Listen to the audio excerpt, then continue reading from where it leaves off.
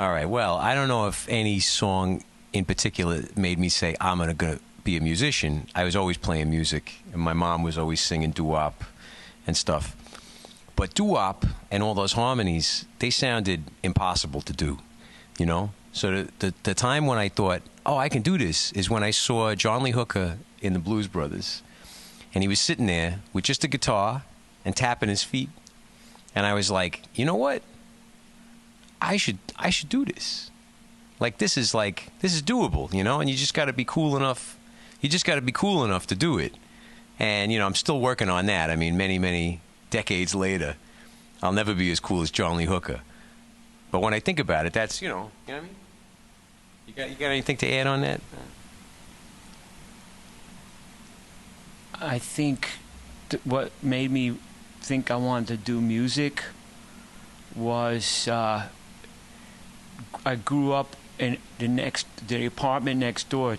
I grew up at Tommy Ramone's building in Queens, and when I was a real little kid in the 60s, Tommy and Joey used to rehearse next door, and I didn't even realize who they were or that they were going to be in the Ramones. But they had these guitars like sunburst finish on. They had a drum set, and they had long hair, and I thought these guys were the coolest guys I ever saw in my life. And one time they let me over and play the drums, and I was like, I want to be like these guys. And years later, I talked to Tommy about it, you know, and we lived in the same building in Queens back in the 60s. There you go. Magic.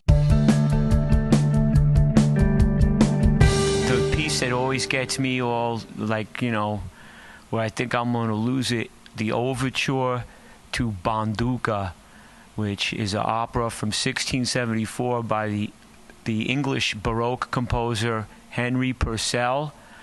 And it takes you from this really happy, joyous thing, and then the fifth moves up to a flat six, the whole key pivots, and it just pulls you down into the depths of tragedy and despair all in like 5 seconds. And it just knocks me out, man. For me, it would be my kids, all right? My daughter, Margaret, she has a noise music project called Pharmacon, which is some really disturbing and weird kind of gut-ripping music. But she also has a punk rock band playing proper punk rock called Dollhouse that she's the bass player in. And my other daughter, Jane, is the singer in this hardcore band called Safe Words. And so, yeah, my daughter's musical projects, both of them, because they're both touring musicians and punks, just like their dad. The favorite sing-along, I would say, possibly of all time, would be "Do You Love Me," but not the R&B version, but the Johnny Thunders Heartbreakers version. Oh, do you love me? That one, all nice and out of tune. I feel like that's truly, that's got to be one of my, ever since I heard it when I was in high school, that was it. The best. And I can sing it myself on stage, live, whenever you like. Simon. Take 'em all, put 'em up against the wall and shoot 'em. It's Cock Sparrer.